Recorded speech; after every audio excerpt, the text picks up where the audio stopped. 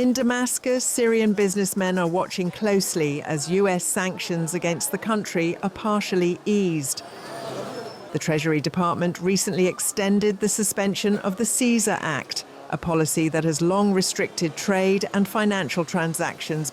Bashar Azar, who runs an import and export company, says some activity at the ports is visible, but normal business operations remain difficult. We are still operating in the same way, in the sense of how you manage your affairs through banks, currency exchange shops and transferring funds, and changing the transfer lines or banks. Until now, Syrian banks cannot provide direct SWIFT transfers from your accounts and transfer.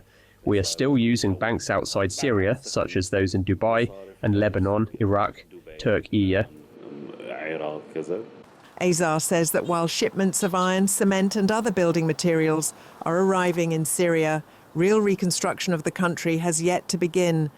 The suspension follows talks in Washington between US President Donald Trump and Syrian President Ahmed al-Shara, who seeks full removal of sanctions. Trump promised support for Syria's recovery, but full repeal requires approval from the US Congress. First of all, the suspension comes as a continuation of the previous suspension. I think it was 6 months ago, and now it's the second suspension.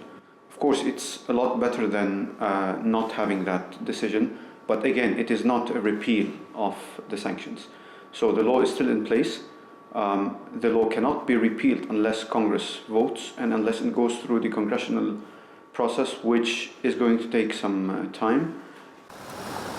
For Syrians like Azar, the partial relief offers cautious optimism, but practical changes, access to banking, investment and reconstruction are still limited.